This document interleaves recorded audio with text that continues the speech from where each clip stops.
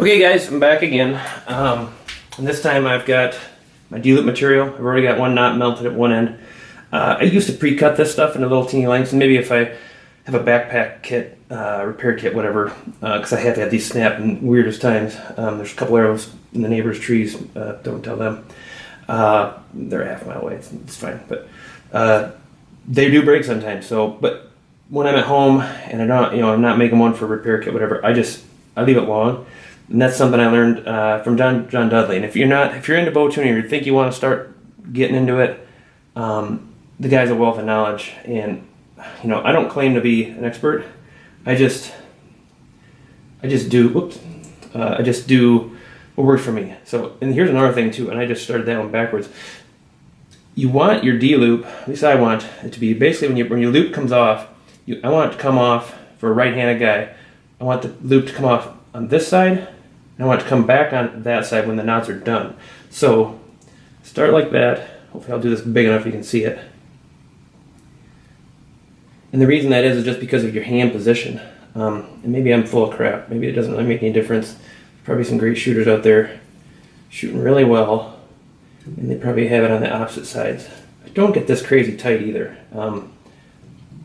It'll end up tightening up on its own. I like my loops pretty small. But okay, you see how that actually is coming off the string on that side.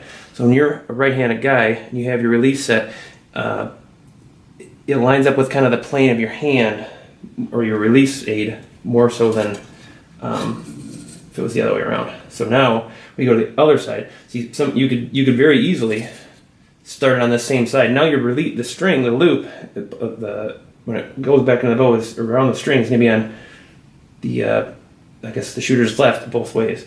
I don't want that. I want one on the left, one on the right, and that left one for a right-handed shooter being, or the upper one on the left. So I probably just made that more confusing than it really needs to be. If I did, feel free to comment and tell me how I messed that up. I can try to straighten it out. But like I said, I'm not an expert at this. I just do it on some of my own bows and some friends. I don't own a shop. Never done it professionally. But like I said, I like my loops pretty small. Some guys like a longer loop.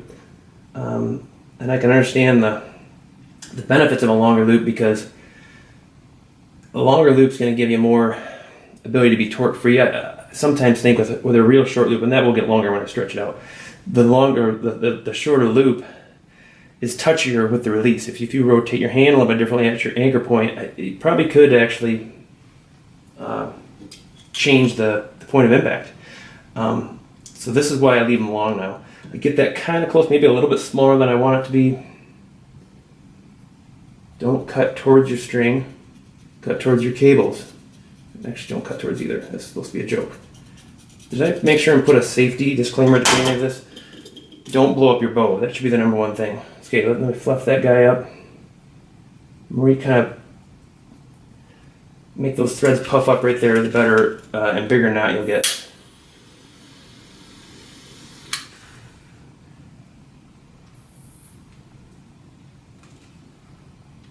Kind of stick it out past there a little bit. Don't burn your thumb either.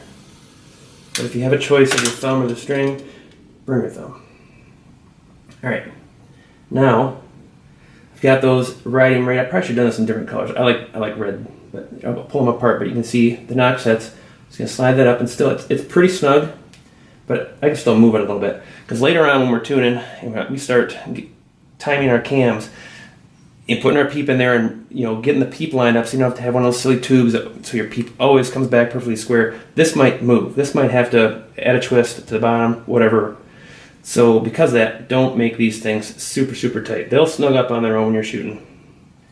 Now you can use a fancy D-loop pliers. I actually don't like these as much as I like just a regular old pair of needle nose.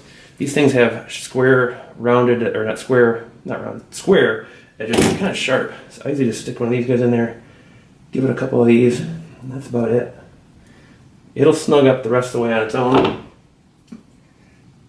And that's actually probably on the large side for me. I usually like mine a little bit smaller, and I might end up redoing that, but it's about a 1/2 inch. Actually, that's probably about right. Because Probably end up about 5/8 of an inch of space between the near side of the string to the inside of that loop. So, and you can see the knot. This knot is facing that way, and this loop comes off on that side of the string, and then just the opposite on the top.